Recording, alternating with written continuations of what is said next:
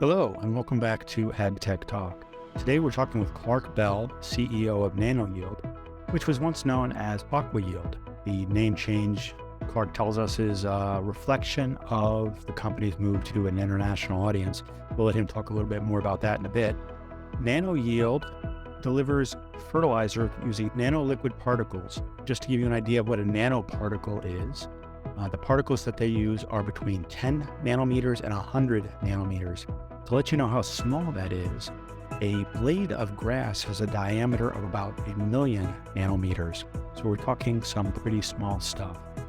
The difference between Nano-Yield product is that the fertilizer is delivered through endocytosis as opposed to diffusion through the cell walls. That's pretty technical stuff, and you can certainly learn more about that on their website. But today we wanted to talk a little bit about Nano-Yield and what they're doing and how their business has changed and what it offers growers. The other thing that has recently happened is that Clark Bell was named a Mountain West Award finalist as Entrepreneur of the Year for 2023 by Ernst & Young, otherwise known as EY. That happened sort of after the interview was done, but before we recorded this intro. So we won't be talking about that too much on the podcast, but we wanted to let you know that that was something that Clark has received. The company has gotten that recognition. So now let's just jump into it. Welcome, Clark. We appreciate your being here. Well, I guess it's not Aqua-Yield anymore. It's now Nano-Yield. Can you talk to me about what's involved there? Yeah. So Aqua-Yield is our US and Canada brand for all of our nanoliquid technology products. We now have an international footprint and primarily focusing on Latin America. And Aqua-Yield, does not resonate as well as Nano-Yield. And we see that on the US and Canada side. Oftentimes people hear Aqua-Yield and they think we're like an irrigation system company or something like that. We optimize their water to get better yield, which, I mean, of course, that's what they think. Anyway, so yeah, Nano-Yield is the parent brand. Then we have Aqua-Yield, which is our US and Canada brand. Then we have Nano-Yield International, which is essentially our Aqua-Yield products that we developed that are now being sold on an international basis. Then we have a brand that's called Turf Nanotech, which is our formulas for the golf, sports turf, managed turf arenas. That's new. We literally just launched that last month, and it's really started to take off. We're excited about that. And then we have a brand that's called NLT 5000, which is essentially we sell our nanoliquid concentrate to other manufacturers so that they can have the power of our nanoliquid products to improve all of their different formulas and chemicals for better uptake and efficiencies. So that encompasses what is Nano-Yield. How many different countries are you in right now? We are in 10 now. We actually just inked a deal with Bangladesh, which we should talk about. Maybe if you guys are interested in that release. But now 10 countries. So at one point you talked about you wouldn't layer it as or define it as something that would cure citrus greening, that kind of thing. I know you had a solution that has sort of helped that process. But what else is it that your products, that your solutions offer to folks? Yeah. I think the claims are first and foremost fertilizers and chemistries have some inefficiencies, and they can be corrected by different compounds. By adding 4 ounces of nanoliquid technology into a spray tank, we can improve the uptake or the absorption of different fertilizer molecules or synthetic chemistries uptake, or even biologicals. And so that's where we fit in the industry is people are trying to get more out of their tank. And so they add nanoliquid technology to improve with uptake and better absorption to improve quality and yields. There's opportunities where people can use less material applied due to nanoliquid technology. So in some areas like Bangladesh, for instance, where supply is a major issue and access, they don't manufacture any of it domestically. It's all brought in, and so they're limited with how much they can get in. So we're answering a problem for them. And also in other countries that we're having access to, or we are addressing things like corn and soybeans on broad acres in the U.S. where, they're, where the grain's trading, it's very profitable that if they can get more yield and more quality, they'll spend $5 on, nanoliquid technology an acre, and they can see a minimum of, 4 times return on investment by throwing that in there. So we kind of essentially just make it so that we improve the performance of whatever they've already been using on their farm to get, better output. We've been hearing a lot about the fertilizer prices just shooting through the roof. Yep. And, obviously, I think anything that would increase yield and not cost them an arm and a leg, or better use what they do have on their fields, would certainly be appreciated. Have you seen any kind of feedback from growers, that your products are something that has been able to help them that way? Yeah, certainly. We've been doing this for 9 years, but essentially since the pandemic, that's really where things took off. One of that, is it just takes some of the marketplace to prove your science, right? And they have a lot of data. And so that was kind of a inflection point for us as we had, we're up to like 800 trials now that we can showcase an ROI and efficiency now. But second to that is also the timing of the market, which is oftentimes the number one iteration of how a technology is adopted, is if you time the market right.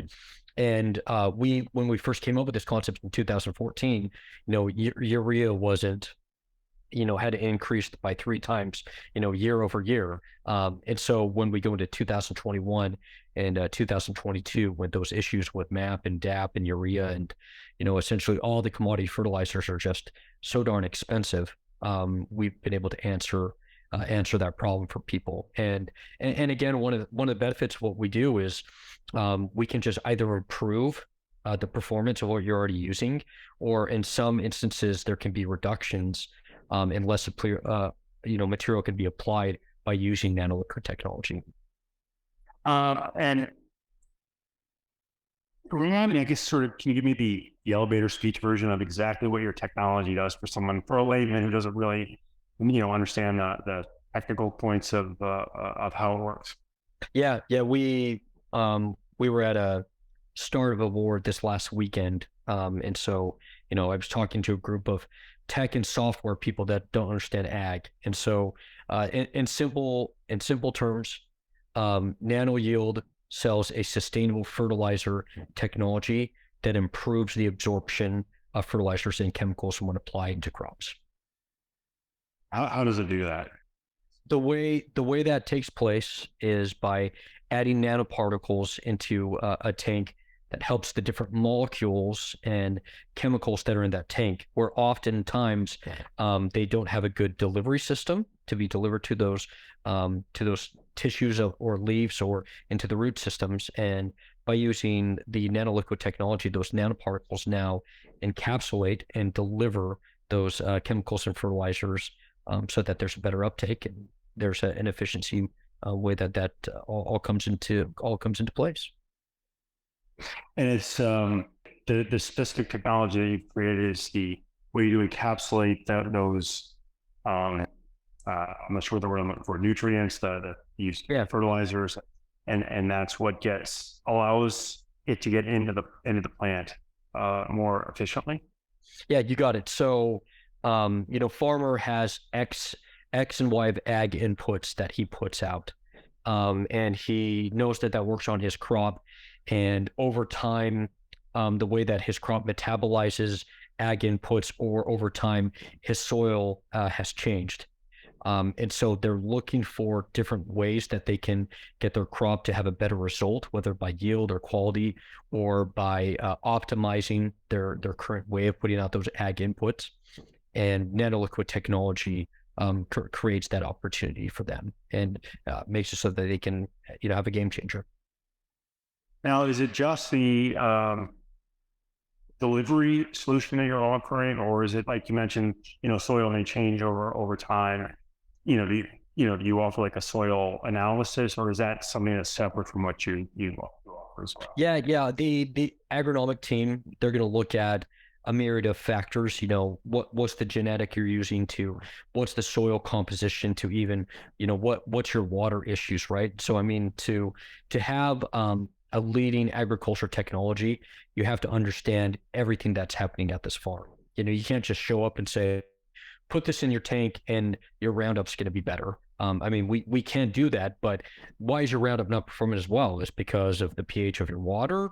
Is it because of how are you conditioning your tank? Are there other inputs that are being put in there? So there's a lot of puzzles that you need to put together on this jigsaw to make it all fit. And so we certainly look at their soil analysis, look at the befores and afters of their CECs or their organic matter, or how much crop is actually being delivered after it's been applied with ours. And what we consistently see when people use our technology is that we are able to deliver, let's just talk fertilizer, we're constantly able to deliver more payload of nutrition to a crop. And that's done because the nano liquid technology just encapsulates those nutrients and makes it so that there's just better uptake to that crop when it's introduced. I mean, this doesn't matter whether it's a rain crop or a specialty crop. I mean, you can sort of translates across different kinds of different crops, right? Yeah, cannabis to corn to cantaloupe, we've seen a benefit. Some crops, they respond better at certain types of seasons. Agronomy is very complicated. But there's a case to be made that when you use nanoliquid technology, it's going to add some benefit for you. I mean, that's been third-party verified, and also, with this almost doing this 10 years now, I think people realize it's about a 10-year proving ground, I feel like, for ag inputs for startups like us. And I think we're overcome that threshold, and that's why we're seeing the inflection of growth and the adoption we're seeing now. So what's next? I mean, is there other technology on the horizon here that we're going to see in the next couple of years, or? Yeah, yep. We're not resting on our laurels. We've got an amazing innovation team led by Dr. Mark Slavens, our Chief Innovation Officer. We've got some interesting things that we have other nanoparticles that can help with drought situations, so that can make water absorption improved when it's introduced to the soil. So that's exciting. We have specific nanoparticles that are going to be tuned better for crop chemistries. So specific ag herbicides and pesticides and insecticides. Right now, we just have one product that's called NanoPro that encompasses everything. We've got some nanoparticles we've tuned that are going to do better there. We have seed coating technology that's looking very promising. That's one that we just kind of stumbled into. So our current nanoparticle technology stack is addressing that, but we're tuning nanoparticles that are going to make it so that essentially that seed can be coated with better nanoparticles that put more nutrition on that seed. It will perform better once it's planted in the rhizosphere, so on and so forth.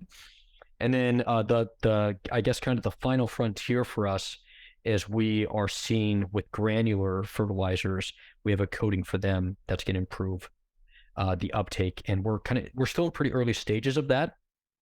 But we filed a patent and are excited about where that's going. But that fundamentally changes the way we view our business and think about things, because with liquid, you're talking 8 to 9% of the addressable agricultural acres on the earth. Now with the granular side of things, now we can really help all farmers in every country on every application, and we're tremendously excited. Right. Sounds like a pretty ambitious project you've got going there. Yeah, man. It's we're investing a lot into it, but we look at ag inputs, and there's just been a tremendous amount of advancements that we've made with improving crop protection, and then you look at the biological wave and all the biostimulants. There's just been a tremendous amount of R&D that's taken place there, and yes, can biologicals replace genetics? Can we come up with biologicals that can replace urea? That's great, but the fact of the matter is granular really is, to me, the final frontier, because it makes it so that you can address all farming applications. And for us, we want to be able to have a nanoliquid technology can be applied, whether it's liquid or granular, it can be applied every time that a crop needs a response from a nutrient or from a crop protection. Is the thought, being able to when that, well, I got to ask you this: when does that granular, or when do you see that maybe being available? I mean, I know that's Yeah. but Yeah, I mean, we had a lot of great field work this past in 2022. We're now replicating that with a number of third parties and investing pretty deep into that to make sure that what we saw will continue to work on a myriad of different crops and nutrient types. And then I think we'll do a slow release to it in 2024. And then I think we'll really roll it out big in 2025. We want to be careful to make sure that the technology continues to perform and work in the manner that we've seen. And again, is the thought then that growers will be able to use less fertilizer, and so they'll save money there. It'll be more efficient, so they'll get a better yield. I mean, the same.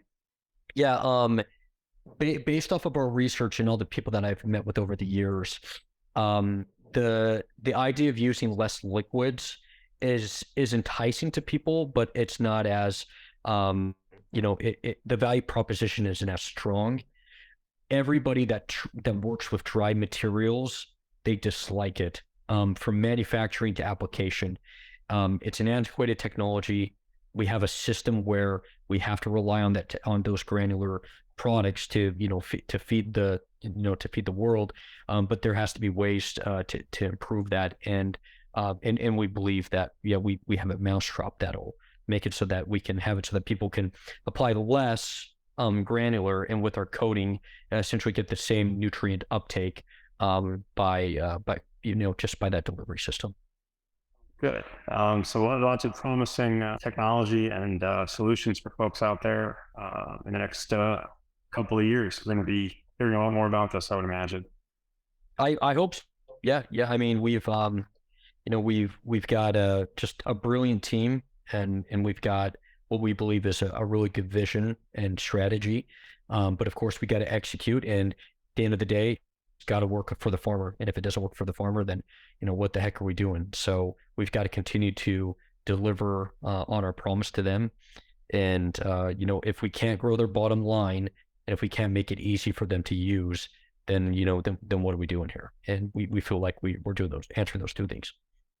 Yeah, I think I've heard it's been said many times. Even if the technology is good and sustainable, everybody's well, I don't think everybody's going to argue that sustainability is a good thing. Yeah. The solution, though, is if you're not going to make the money or increase their yield, it's going to cost them money. They're not going to do it. So that science, and the technology and the proof, right? The field tests are what you need to convince growers to adopt these technologies. Yeah, I mean, I would just say, when you look at what the industry is trying to do with biologicals and biostimulants, there has to be a recognition that we have a lot of these plants that a lot of the leading ag retailers and manufacturers, they've invested billions of dollars into, and they all want to become more sustainable, but they don't want to completely halt their production lines, right? And so that's where we're confident that with our offering, it's unique enough that it can attract from the manufacturer all the way down to the farmer level, so something different. Do you work with any of the fertilizer providers, or do you not need to? You just need to work with the grower, and sort of you don't need to work with any of those the providers themselves. Yeah. The company went from being essentially grower direct, and we did that so that we could get the data, to then working with family seed dealers, to then independent ag retailers, to now if you were to look at the Crop Life 100, I think we're working with 25 to 30 of them now, and either they're selling product or they're proving the product on their ground. So that we're confident about that direction, where that's going. The next iteration is, right now we're in collaboration with 35 leading, fertilizer or chemical, manufacturers. And so, with our product that we call NLT 5000, we feel like we're answering the sustainability issues that some of them face with the use of nanoliquid technology. and or helping them get just better performance out of what they have. And a key element is you don't want the label. You don't want to change the MSDS. That's going to be hard. And when they're in 60 plus countries, if you can add something like ours that is literally ounces, we can make it so that works for them. And so that's been something that we're working with them, and we'll see how that all comes together. What else do we need to know? Yeah, I think a couple of things I would point out to people, with any new technology, you can go to the company's website and you can see what's great about them. But if you look at like the work we've done with Bex hybrids or PTI, that's where I think people can actually see that what this CEO tech startup guy is actually saying is actually truth. So I'd recommend to people, always when you're looking at something, look at any third party validation. And for us, we that, and that's been beneficial for us. So I invite people to do that. And then secondly, I mean, we will demo product with anyone that wants to give it a try. We make it very make it very easy so that there's not friction of exchanging of cash. We'll give you product, you can try it out. We'll even follow through and see, make it so that you don't have to actually go out and walk on the field. We'll actually document it for you. So we've made it so we believe we made it so that makes it a lot easier for a farmer to adopt it, and we're proud of that. And hopefully whoever might listen to this, if they have an interest, will get in their hands, and we believe that the promise of nanoliquid technology will be beneficial for them. How quickly is that? I don't know. I mean, how quickly can they see that about it? Is it just a growing season, or? Yeah, if it's crop protection, generally, with a herbicide or a pesticide, you can see something 3 to 2 weeks, right? Generally, you can see if the control's there. They of course want to see it through yield, through a season. Nutrients, it's kind of the same thing. It's either a couple of weeks to see if the absorption of that nitrogen performed better than our standard way. But generally with nutrition, that's a season long way of seeing what the yield and quality difference was. The EPA and the USDA in 2021 awarded us with the Next Gen Fertilizer Innovation Challenge winner. So that was that also was another inflection, Dan, that certainly helped us with timing of the market, and also with the USDA and EPA saying that these crazy guys from Utah actually have something that's working. So tell me a little bit more about that. What was just the new technology that I mean, why I'm sure there's lots of new technologies out there all the time. Why what was it about your solution that they liked? Yeah, the Next Gen Fertilizer Innovation Challenge was a collaboration between the Soybean Association, the Fertilizer Institute, USDA, and EPA, and there's probably another couple agencies or associations I'm not interested in. But they literally, after the pandemic, realized the way that we're manufacturing our fertilizers domestically, we need to have some improvements there. We saw the issue of supply chain.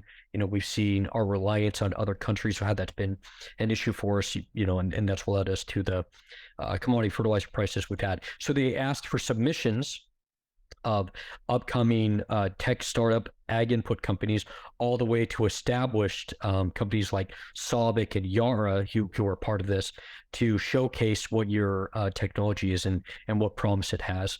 And so out of, I believe it was over 800 submissions, they selected tier 1, tier 2, and tier 3 winners.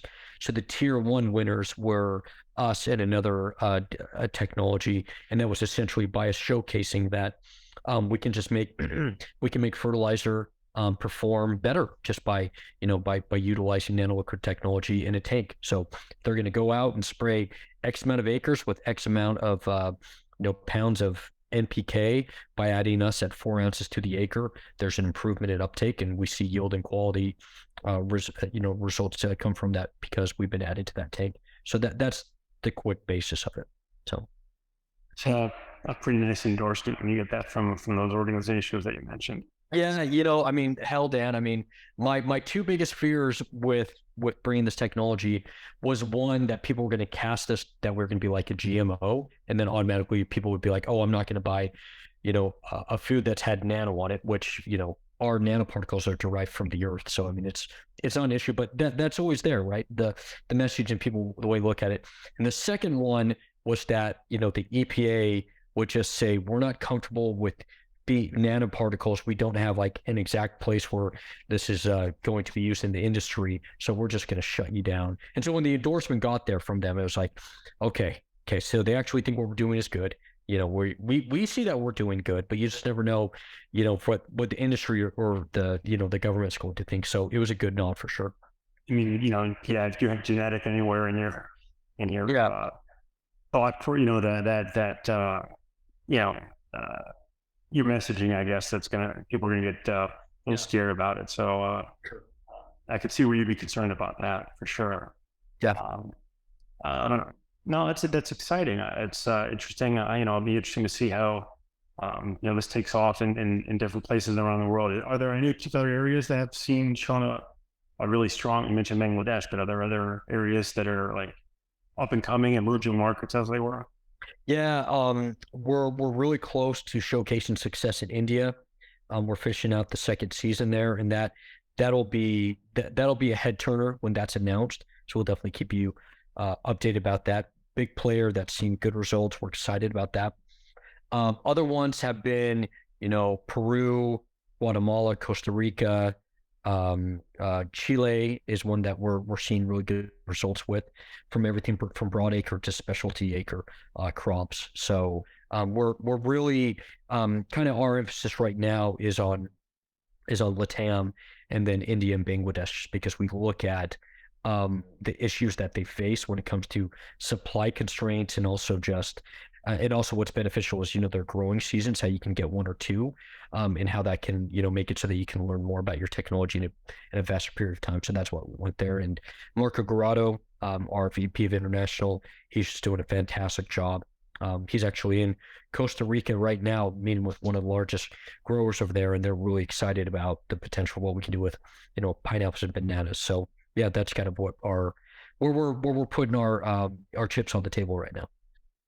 You mentioned India. Obviously enormous market. Tens of thousands of farmers, but they tend to be on the smaller side. Is there maybe we should talk about this a little bit. Is there a particular size farm? Does it matter what size farm it has for it to become economically beneficial? Yeah, we have collaboration with a couple different organizations, and both of them, they work with growers that work on half of acre up to hundreds of acres, and hundreds of acres that's a big farm in India, right? And so we found that the technology is benefiting both sides over in India. I think I've exhausted most of the questions, at least for right now. I appreciate your time again. Is there any other thoughts that you have that I didn't ask about, or we should? Oh no, Dan, I think we covered all of them, and one, just thank you for the opportunity to talk about what we're doing, and showcase why we're different, and why we have a right to win. We're excited about the future, and hopefully your viewers or listeners or however they consume this, they'll see something from this interview that'll make them rethink some things, and think if it's an option for them to consider. So, well, if somebody does read this or listen to this, I should say, and want to find out more about it, where should they go? What should they do? Yeah, and this would be, I guess, on the international side. So I would invite them to go to nano-yield.com, and they can just reach out to us, or of course they can just email me direct, Clark@nano-yield.com, and we'll get them taken care of. So, very much for your time. Yeah, thanks, Dan. Thanks for being with us today, Clark. We appreciate your time and insights. And also to our audience, thanks for listening. Feel free to join us in a couple of weeks when we interview Rob Tiffany, consultant, speaker, and guru of Internet of Things. He will talk to us about how IoT is going to change the way agriculture works. Take care, everybody. We'll talk to you soon again.